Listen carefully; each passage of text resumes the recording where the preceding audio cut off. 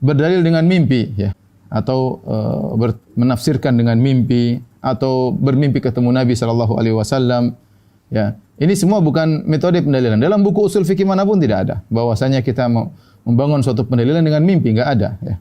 Ya, mimpi itu hanya sekedar istiqnas, penguat. Kalau sudah ada pembahasan, sudah ada dalilnya, kemudian sekedar menguatkan dengan mimpi itu boleh, tapi menjadikan mimpi sebagai dalil untuk pembenaran atau kemudian untuk menimbulkan suatu ibadah yang baru, maka ini tidak ada disebutkan dalam buku-buku fikih sama sekali. Hal ini kenapa? Karena mimpi itu ada sebagaimana disebutkan ada 3 macam. Ar-ru'ya salas.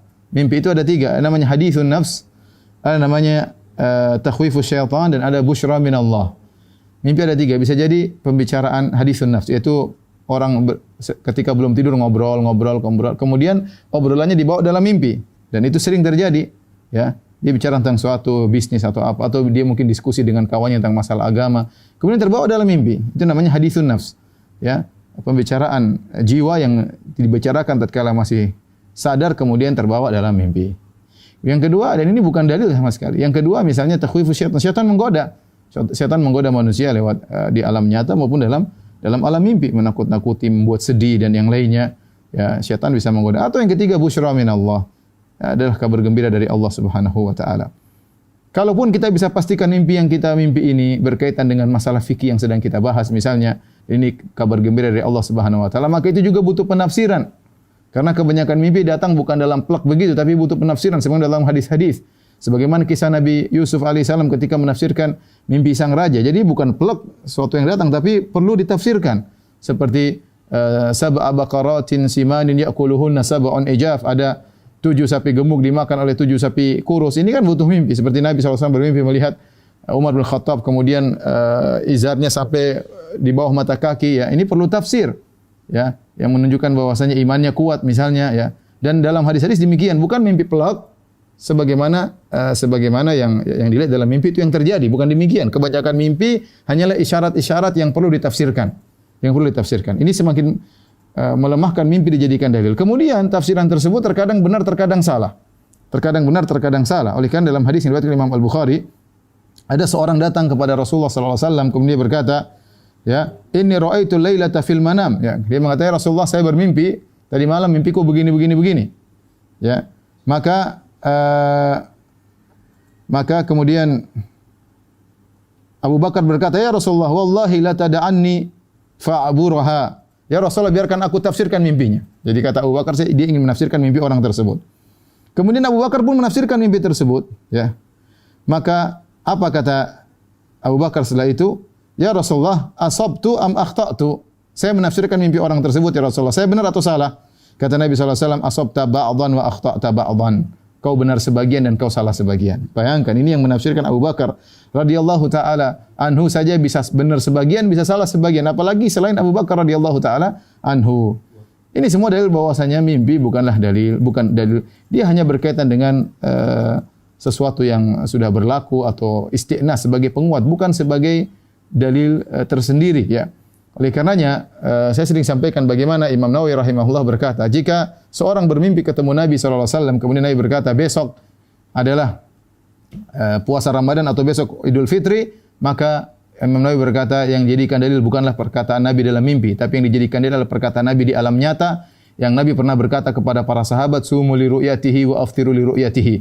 Berpuasalah karena melihat hilal, dan lebaranlah karena melihat hilal. Itu yang lebih kuat. Seandainya benar-benar dia ketemu Nabi dalam mimpi.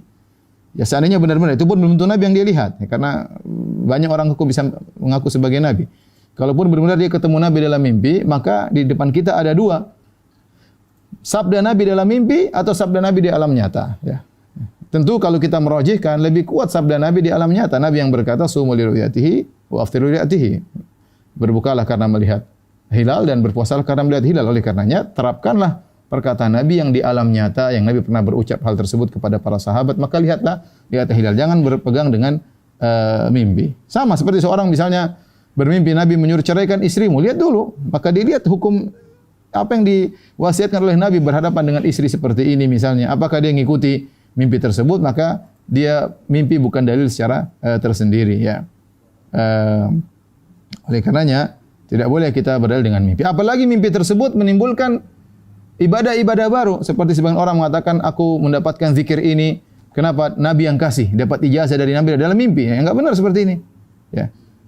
Karena Allah Subhanahu wa taala telah berfirman, "Al-yauma akmaltu lakum dinakum wa atmamtu 'alaikum ni'mati wa raditu lakumul Islam madinah."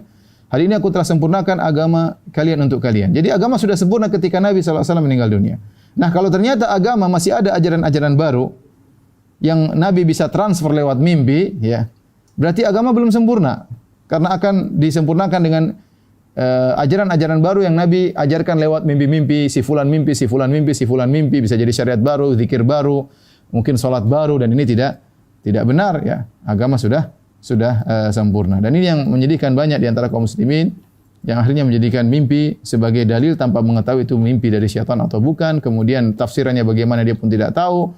Ya, kalaupun tafsirannya benar maka kita tahu bahwasanya tidak boleh mimpi menimbulkan ibadah yang baru. Beda kalau kita bermimpi ketemu Nabi SAW, Rasulullah SAW berkata, "Berdakwahlah engkau." Ya, tidak ada masalah. Sebagai penguat memang dakwah sudah disyariatkan. Rasulullah bermimpi mengatakan, "Bacalah Al-Quran setiap hari." Ya, tidak ada masalah. Ya. Rasulullah mengatakan, "Berbaktilah kepada orang tuamu," misalnya. Ya, tidak ada masalah, mimpi tersebut baik dan ini tanda kebaikan. Ya, karena mimpi atau enggak mimpi memang disyariatkan kita berbakti kepada orang tua. Tapi kalau Nabi ngajarin ibadah baru, maka ini musibah, ya, dan dilakukan oleh sebagian orang bermimpi berdalil dengan mimpi. Contohnya banyak, tidak perlu saya sampaikan. Kemudian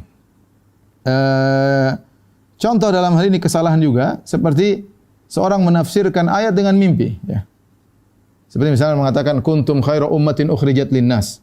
Misalnya ada orang menafsirkan, ya, Allah berfirman kuntum khairu ummatin, kalian adalah umat terbaik, ukhrijat linnas, yang Allah keluarkan bagi manusia. Ternyata bermimpi maksud dari ukhrijat linnas, keluar bagi manusia, akhirnya harus keluar daerah, misalnya berdakwah keluar daerah. Kita bilang ini metode tafsir yang baru. Tafsir bukan begitu yang diajarkan oleh para ulama. Tafsir itu ayat dengan ayat dengan hadis, ya. Kemudian ayat dengan perkataan para salaf, kemudian tafsir dengan secara bahasa, ya. Adapun tafsir dengan mimpi, maka ini enggak ada ceritanya. Kemudian tiba-tiba ada yang mengatakan tafsir ayat ini adalah mimpinya begini. Kita bilang itu keluar dari metode tafsir yang benar, ya. Keluar dari metode tafsir yang benar. Atau seperti Ibnu Arabi yang bermimpi ketemu dengan Nabi SAW, kemudian Nabi menyuruh dia untuk menyampaikan suatu buku yang kemudian dia kumpulkan dalam kitabnya Fususul Hikam, kata dia ini dari Nabi SAW. Ibnu Arabi yang diagungkan oleh orang sufi, ya. Ternyata dalam buku tersebut menyatakan Fir'aun masuk surga, ya. Dan macam-macamnya, bahwasanya perkataan Fir'aun, "Aku Tuhan kalian yang maha tinggi," itu benar. Ini tentu mimpi yang ngawur, bukan Nabi yang datang kepada dia, tapi syaitan yang datang kepadanya.